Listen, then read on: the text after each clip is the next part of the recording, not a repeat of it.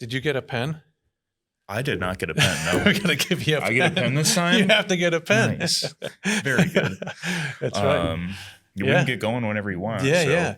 So, my goodness, here we are with the Golden Bears video podcast. Oh, I do have something I need to show you. Oh, what's up?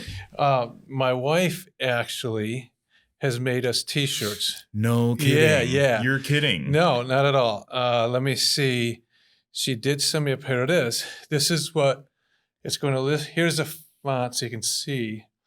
And it's on a green shirt with, I think it's black and gold. It says Golden Bear Podcast. That's gold letter. It's going to be beautiful. It's awesome. Yeah, it's going to be really nice. And on the back, she didn't send that to me, but it says "Stay Golden." It says "Stay Golden." Hashtag "Stay Golden." Stay Golden. Good. Isn't that cool? So I forgot to bring them today. I meant to bring it, we could have worn it today for our. Oh, that's hard. But that's hard with the green screen. Yeah, it would be hard with the green screen. Maybe we'd get a picture of you and we'll put it out. Yeah, I'll put a picture up on the green screen so everybody can see it. Yeah. So we're official with those shirts. We've got shirts now. That's good. Yeah. That's a big step. It really is. Yeah. I mean, you think about this, Dylan, where we started a few weeks ago. We have interviewed quite a few guests on our show. Yeah, we've done this. This is our 8th interview. We've done 7 so far. 7. How do you feel like it's going? I think it's awesome. Yeah. Every time we finish and we talk with the guests off the air, you know, it's everyone's so excited and they had so much fun with the show. And I think the really great part about it is that the people get to tell their story. And people do like to tell their story, you know, and it's really neat for you and I get to hear all these different paths and backgrounds and how they came to Vestal and how they're helping Vestal. It is really, really cool. That's been my favorite part actually, because I'm sitting back over there and I listen to the whole thing. Yeah, and exactly. I kind of make a mental note of like, oh, that was really interesting. And I didn't know that Josh was from the Boston area. Right. Yeah. I had no idea. Josh Gannon. Yes. I didn't know that. I didn't know. I knew Carl worked here for a while, Carl Jones. I didn't know how long, 40 plus years. Yeah, exactly. That's a long time. It certainly is.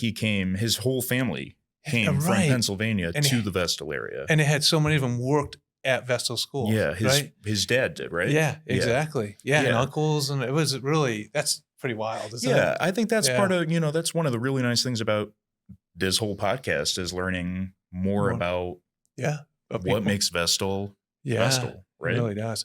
And I really like we have a list of more guests that have agreed to be on the show. Yeah. We've got some in the works. That's fun. It really is. Yeah. What's another favorite part of yours about this? I just think also working with you has been great. And I think bouncing the ideas off one another and coming up with a plan and allowing that plan to evolve. Was really, really fun. So we're not I think we're both pretty easygoing with it. We know the goal in mind is to let people know how great Vestal is and that we have wonderful people that work here and great people that work. And here's what they do that work at Vestal. And here's what they do here to make sure we have the best school district in the area and in the state. Yeah. And I think that's really exciting how we've kind of just transitioned this. Evolved into different things. And like we talked about in the first episode or that little teaser episode we put out, we had a lot of conversations leading up to before we ever got any of this in place or ever had our first guests on. So we've kind of known this whole idea, the whole concept behind this, and watching it play out after thinking and planning about it for a year has been pretty rewarding. Pretty wild. Yeah. Yeah. And you know what else is pretty cool? When we joke around, like we look at our studio, like, oh my goodness, right? It is a little. And you walk down the halls like, whoa, watch your step, But when people walk in here, they're all like, whoa, they see they see everything and like, oh, this is real. It's like, right. Yeah, here we are. Carved out a little corner and we have a real studio. It's kind of neat. Well, would you expect anything else out of Vestal? That's right. That's, you know what? And I've heard we might have a couple copycat podcasts. I know, right? Yeah. At first, I don't know how I felt about that. Yeah. But now I'm taking it as a compliment, right? Yes. It's flattery, right? Yeah, it is. Yeah, 100%. That's funny. Right. So we have some other school districts that say they might want to do the same thing. And actually someone visited you, right, to find out what we do. Like, tell us about that. What happened with that conversation? I had one of Heather Pufke's instructional technology integrationist his name is Kyle Verspor, came up, gave him a tour of the illustrious studio here, right? Turned everything on for him and kind of gave him a rundown of how I use the Creative Cloud to like kind of make this all happen. Yeah. And sort of, because we started out with one Blue Yeti mic. It's still over there. Yeah. And our intention was to always have 2 microphones. Correct. Because we knew we would have a guest on every show. Yeah. And we would need to be able to regulate different, you speak pretty loud. But some people speak softer. Exactly. Right, yeah, exactly. So tell our audience. So we began with that. And that was a USB, right? It was a USB. You had, so we plugged in 2 of them, but then it wasn't working. Correct? Right. Yeah. No. And I'm sitting over here like, oh my gosh, why isn't it working? Until I literally just Googled USB microphones. Yeah. Can you have 1 or more inputs? And you cannot. So I knew that the XLR was an option from the beginning. Yeah. But it's scary because like then you're getting into, okay, the quality of the chords actually matters. Right. The quality, like you can't really make any loud noises around it because it's an analog signal. It's going to get picked up. Right. And then you have to have the interface that it runs through. And so kind of creates a little more trouble with the mix as well. Like, there are different sections that I go through and tune up. And so I was a little intimidated by it at first, but like, I've kind of enjoyed we did kind of start off with a little bit of a janky setup, right? But I think now we've grown into it. Because I think anyone watching these podcasts will see these video podcasts. See, they had 1 mic like right here. Yeah. And I remember when we set up, we test that mic, and you could actually change because you could speak onto the sides of that Yeti mic, right? Yeah. Where these here, you notice that these are like in front of our mouth, and we're trying to keep 2 fists or so. That's right? it. Yeah. You've been doing good. Thank you. These are cardioid microphones. If you think of, there's different microphones have different polarities, and that just means where do you speak into? Where does the microphone pick up the sound waves the best? Right. And a cardioid microphone, it kind of looks like a heart almost. So there's like these little lips that kind of pick up sound the best, and those are right here around this microphone. But the Blue Yeti had 4 different polarities that you could switch between. Right. So the one that we used when we figured out ultimately we couldn't use 2 was a bidirectional polarity where it picked up from the front and the back. Correct. And so we just had it sitting here. So kind of sideways and it worked fine. Yeah, and it just kind of worked fine. Yeah. So I brought Kyle up here. I showed him all that stuff, kind of walked him through our process, you know, kind of to make sure he didn't fall through the same pitfalls that we did. Right. You can get going and, learn from our mistakes. Trying to help other people. Yeah, right? So we're trying. We're trying. Like that. Right? Yeah. But it's been a lot of fun. Yeah, it really has. It's been a lot of and like I said, rewarding hearing different stories coming through and knowing that we're kind of getting the message out. And the out. feedback we're getting about on the YouTube channel, right? And different people emailing. Yeah. And a lot of it's just comments like, hey, it's really great. Thanks for doing that. Yeah. And that's awesome. We like to hear that's about it. That's what we're here for. On some are saying, looking forward to the next episode, right? So that's awesome. It's a good way to connect with the community, we've heard. Yeah. It really is. So, and that's breaking it down from what the original idea was. Yeah. That was the base layer of what you wanted out of this. Was communication 100%. With the community. Right. And we got it. To get to know the faces behind our school district. 100%. And so that you all can get to know the faces behind our school district too. So I hope that's been working out. Yeah. And I think it really has. One thing I just say, thank you so much, Dylan, because without your expertise and you trying to figure out how to put all this together, I mean, you've been awesome. Thank you. Look, every time I'm up here, I don't have to worry about it. I mean, literally, Dylan say, hey, we got a show schedule. I'm in my office working or whatever. I'm like, oh, okay. And he comes up early, gets everything set, and I kind of run up the stairs. I'm out of breath. Like, okay, here we are. I'm ready to go. And he's like, sit down. All right, sit down. We test the mic. The guest sits down. We get the frame shut. Yeah, Boom, we go. Here we go. It works so really well. Yeah, and we've kind of got it down to a science almost. Yeah. It doesn't take us very long to shoot and get these things going. So it's been a real joy to add this to my repertoire. I know. Yeah. And speaking of that, Dylan, so just so our audience knows, who is Dylan Ruffo and what do you? I mean, right? We never really have interviewed you and had your background and who are you? Right. Who is Dylan? I guess I'm still trying to figure that out. Okay. Well, I think everyone does that. Right? Yeah. What do I want to be when I grow up? I'm still trying. 28 years old, still trying to figure that out. Wow. Who is Dylan Ruffo? I'm a native to this area, born and raised my whole life. I was born in 1993. Oh, okay. My family's always lived in Shenango Bridge. Oh, okay. So I went to Shenango Valley. But I was always jealous of the people that got to go to Vestal. Good. Yeah, actually, maybe I can tell this. I don't know if I could tell this story. I did go to Vestal for one day. Oh, did you really? I did. I kind of snuck on campus. Oh, I remember you told me this. Do you remember this story? Yeah. Yes. Yeah, this is a good story. That's not good. I'm not sure if I can tell it, but basically, I had a high school girlfriend, and she maneuvered it so that I could go to Vestal High School for a day. Mm-hmm. And ironically, we posed as cousins.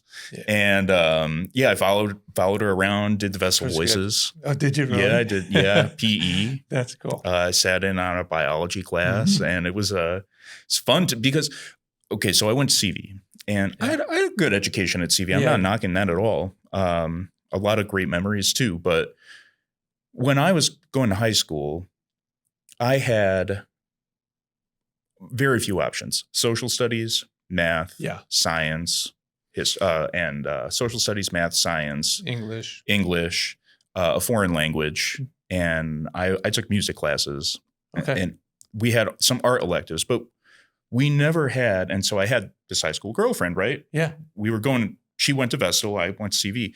And she was taking like psychology, and she had all these really interesting classes that she was able to choose from. And I remember thinking back then, like, I guess I can differentiate and do I could do AP US history. Certainly. That's like, and that's really, good. And that was it, So I was always kind of jealous of all of the broad coursework that you could do at Vestal. And that's the advantage of having a larger district where you can have those resources and you can offer more courses. I know. It is tough at a smaller district to offer because you may have 2 or 3 students of interest in a certain psychology. Yeah. But then how do you justify paying a teacher or, and putting that course in with 2 or 3 students? Where at Vestal, we have more students and more interest. So it is, I hear you.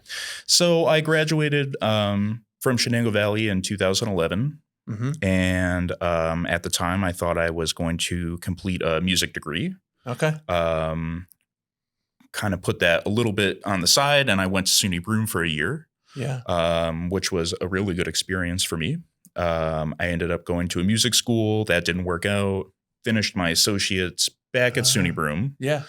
And honestly, kind of down on life at that point. Okay. I was like 21, 22.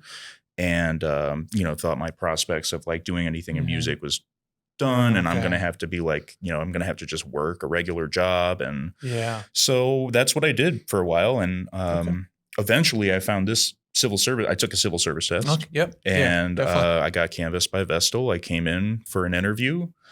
I actually wasn't even going to put in an application because I was past the date. Everything about my experience for getting hired at Vestal was very off. I told that story about me sneaking into the high school. Yeah. Oh, in your interview? Yeah, in my second interview with Mark LaRoche, Jeff, and Laura. Okay. They were all around the table. And it might not have been my best moment. Right. But I did say it. So that's funny. I started working here in 2015, July 2015. Okay. I've been here ever since. I'm big in community theater. I did a lot of I did all the musicals in high school. Oh, that's great. When I was just starting to work here, I was also on the board of a local nonprofit community theater company, the Summer Savoyards. Oh, that's great. So I worked there for like 4 years, and we did I did like 4 or 5 productions, which was really fun too. So I got some like behind the scenes experience there. Yeah. All while working here at Vestal and kind of carving out a little niche as whatever needs to happen, I can try to figure out a way to do it. Yeah, and you do. And then I guess I'm going to go back to school. Right, that's what you're saying. Yeah, I know, right? I'm thinking Baruch. Are you really? Yeah, because it's cool. It's a very it's a good program. It is. It's awesome. It's a CUNY school, and tuition is just dirt cheap. Yep. And it's like, what more could you ask for? It's just the housing could be expensive. Housing could be expensive. I say that because your daughter goes to. Yes. So for the audience, my daughter is a senior at Baruch College. Yes. Down in New York City. Yes. Yeah. And that, I don't know, something about the name. and the way it's spelled, Baruck or UCH, it made me think to myself, like, Bernard Baruch is a Bernard name. Baruch. It was just sort of like an interesting name. And I got to like, I read like the Wikipedia page on it or something. And that kind of sparked this curiosity of like the CUNY system. Yeah. That's like the SUNY system, but in the city. And so, yeah, my goal is to move to New York, be closer to, I've got a voice teacher down there. Oh, that's great. So just kind of going to live my life and see what. That's cool. Take one step at a time. That's a big adventure, It's a big adventure. Mm-hmm. It's an expensive adventure. Yes, it is. Yeah.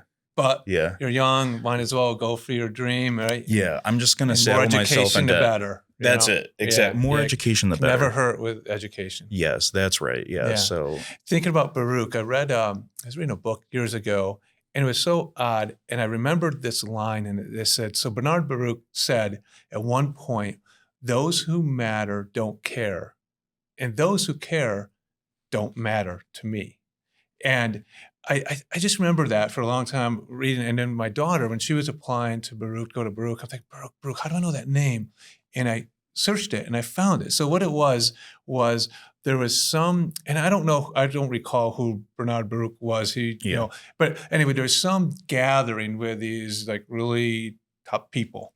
And they came up to him and said, they were having a dinner party and said, hey, Bernard, I just don't know where to sit people. I don't want people to get upset.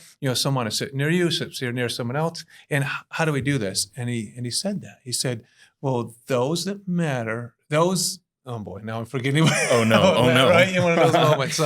So yeah, what did I say before? When you get the lights going on you. I know, right? Yeah. I had a moment earlier. I steered off into the existence that way and I lost my train of thought for a moment. Right. Yeah. I don't know if I can recreate it, but those that matter don't care. Don't care, thank you. And those who care don't matter to me. To me. So if they care where they sit, who they sit next to, then I don't want anything to do with you that. You don't want, yeah. But those who matter, that matter to me.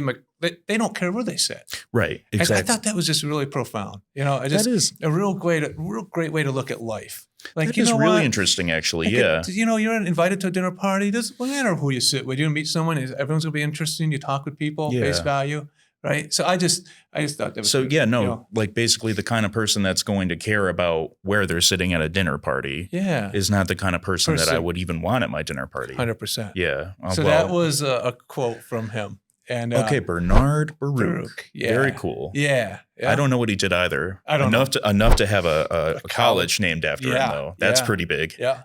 Now, my daughter's in the Zicklin School of Business there. And so you would be in, like, is there a music school? No, it would actually be in that school. Be in Zicklin? Yeah, okay. Well, or maybe it's another one. It's for computer science. Okay. Oh, yeah. But I think it's all connected. Probably. Okay. That's sort really of my... She loves it. She loves it. Yeah. Really. Well, and there's really nothing like... I mean, I guess you kind of have to be a special kind of person that wants to exist in Manhattan. And I'm not fully convinced that I am that person. I know I'm not. Yeah. But I need to, I'm young. Yep. And I need to try this. Yeah. And so this is going to be a good opportunity for me. So, I'll learn to deal with the, what do they call those? The subway rats that steal the pizza slices. Yeah, definitely. Yeah. I've been on the subway before. But I don't think I've actually been on the subway before, if you know what I mean. So been visiting Sarah down there. We've been on a lot of subways.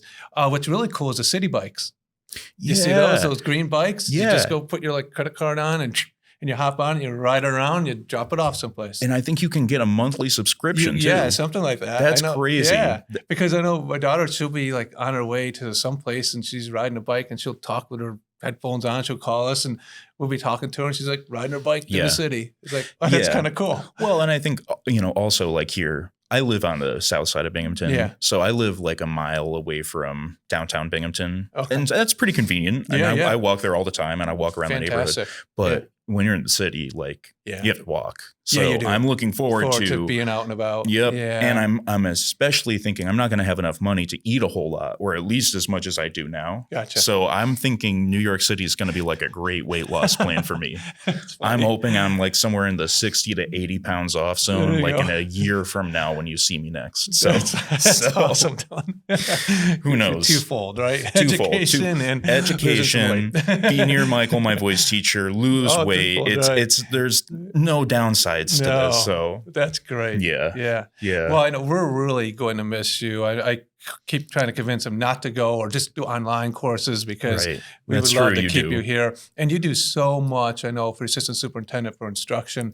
And you hold all that together, helping with professional development, keeping track of everything that happens during the summer. I mean, and there's tons of meetings that have to happen when you're planning instruction, and you're always part of that, taking minutes, helping provide advice. And it's really instrumental in the operation here at Central. Thank you very much. And my official role that I was hired for in 2015 has evolved in some ways too. When I started, Laura Lamash was she was actually the director of instruction. Oh, that's right. Yeah, and at the board meeting after I was hired, that was when they did the title change to assistant superintendent. Yeah. So I was kind of, I mean, this was like assistant superintendent then. Yep. Yeah. So, but no, my job has always included like APPR. And leadership. Keeping track of that. APPR is a big part. Leadership. If anybody in the district travels, they know me because I send them all their travel forms. That's true. We do like our office takes care of tenure and just really any other like this past summer, Patrick came on board as the new assistant superintendent, and we needed some way to like kind of bridge the gap, right? Over the summer for summer learning, and we kind of had this homegrown enrichment program that just existed at Tioga Hills for 3 weeks. And then a week at the high school, and it was great. Yeah, that was just Patrick and I mostly in a room trying to figure out how this is going to work, and we were doing it for the kids and the students, and then getting teachers involved. Obviously, getting teachers were teaching this in the summer, giving up their summer after they had a whole year of tough COVID and all that. And we talk about dedicated staff. You talk about dedicated staff. There are some people that were there every single day. Anybody that showed up, even for a day of the enrichment, that was more than we could ever ask for. But there were folks that were there, for 2 weeks, 3 weeks. There were people that came for the elementary and the high school enrichment sections. And they didn't have to. No. We just said pretty please, and they rose to the occasion. So thank you all for that. Everybody. Exactly. And then I know I was talking with Patrick just the other day. We're looking at possibly having that be more full days for like 2 weeks instead of spreading it so long for this coming summer. So it's something we want to continue. It's something we want to continue now. Yeah. So I'm happy that I had a part in getting that off the ground and making that sort of, and Kathy Willis, who we should have on the show. She's on our list. She's on our list. Kathy, you're on the list. She was our elementary principal and for the enrichment section at Tioga Hills, and it was just phenomenal. She knocked it out of the park. She's a lovely person on top of that. Oh yeah, she's fantastic. Yeah, I support the assistant superintendent in whatever needs to happen. And you keep homeschool is big too. Yeah. Oh, that's true. Homeschool is pretty big. Yeah. Quite a few students in that. Yeah. I want to say other thing is you kind of help keep the office, at central office, it's just a lot of detail, everything that happens. And sometimes people get caught into just like, doing their thing, working, and you kind of help keep it light. Keep things going. Best. Yeah. I try my best. Yeah. You and I think Kay Ellis, and she's always trying to come up with a reason to have like a luncheon or something. There's always a reason to order pizza. You kind of really help keep that lightness, which you need. Otherwise, you just kind of go. Well, we do some heavy work here sometimes. I'm sorry, but a breakfast pizza really lightens the load sometimes. You know what I mean? Exactly. Like a full sheet of nerd cheese with bacon and sausage and egg. If you ever want to send that over to 201 Main Street, attention, Dylan Ruffo, I will take it off your hands. There you go. Because that's just a good way to get everybody motivated. It certainly is. So it's a really unique office to work in. Right. Because we do a lot of heavy lifting. There's a lot of big topics that happen and big decisions that happen in our office. But I feel like we're all close. Oh, really? It's fantastic, right? Yeah, that's what I like about it. We did the March Madness last year. We did. That was fun. Well, we did it this year also. And we're doing it this year again. No gambling. It's no gambling. It's just just for prize fun for someone. But just it does feel like a community. Yeah. Yeah. No, it is. It's awesome. And we should make it clear we're not doing any kind of gambling, with the March Madness. Right. I think the prizes probably came from the dollar store last year. That's what Yes, you get like a nice pencil or something. Keep it simple. Maybe get a golden bear pen. Or you might get a coveted golden bear pen. That's right. I got my eyes on that pen. Oh, Cliff. it's right here. It's ready for when we end. Gosh. Well, should we get wrapping up here? We should. But one thing I want to say is always trying to make connections. I have a connection with Shenango Valley, because I student taught at Shenango Valley for one of my segments. I certainly did. Really? I was like a math teacher, and I student taught with a math teacher at Shenango Valley. Oh, okay. Yeah. Wow. Back when was this? I'm trying to think. That was 1992. Wow. Okay. No. Yep.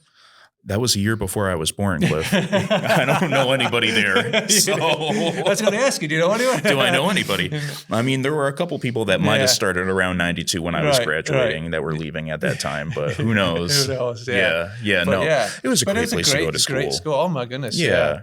And obviously I know colleagues that work there now. Of course, Actually, sure you know Dave Gill. Yeah, no, he's been around forever. Certainly. Yeah. Oh yeah, definitely. And Michelle Fireban, who is assistant superintendent. Actually, her and I went to high school together. She was like a year or two behind me, maybe. Just grew up just down the road from me. So we've been in contact, and we actually taught together, same high school. Okay. And then she was a language teacher. And then we both went to administration, went elsewhere. So we always stay in contact. If we have questions, she calls me, I call her. Through this COVID process, we talked quite a few times. Hey, what are you doing at Shenango Valley? What are you doing at Vestal? Kind of help support one another. Collaboration. It's awesome. Yeah. And I always pick on, I'm not going to hold it against you that you went to another school. But that's all just part of just goofing around. That's part of it. That's part of the show. But it certainly is. But, it's just because we're here to promote Vestal, and I really do. I just love Vestal. Yeah. One thing that I will say, a parallel between Shenango Valley and Vestal is it was a very, like Vestal, Shenango Valley was a very tight-knit community. Yeah. I almost think of it as like, I know I'm a little more familiar with Tioga Hills. I've got a lot of friends there. Okay. And so I know it's a very, very tight-knit community up in the terrace there. Yeah. And it's almost like that to me is sort of like all of Shenango Valley. It's a very small district, Shenango Valley. Yep. So we only had one elementary school. Yeah. So it was kind of like I liken it a little bit to like the Tioga Hills community where everybody knows each other. Everybody's going to school. Everybody's happy.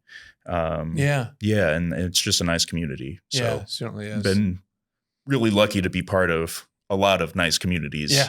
Yeah. In my young adulthood. Yeah. So that's great.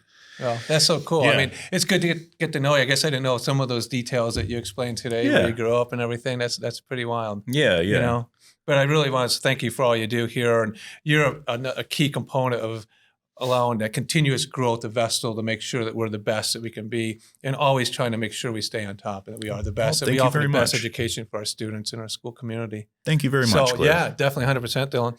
So with that, a highly coveted Vestal Golden Bear pen, and it's all yours. Yes, man. give it here. I've watched you give many of these away, and now this is mine. That's yours. Yeah. And right with it with pride. And we've got to do. Stay golden. Yep. See you soon. See ya. All right.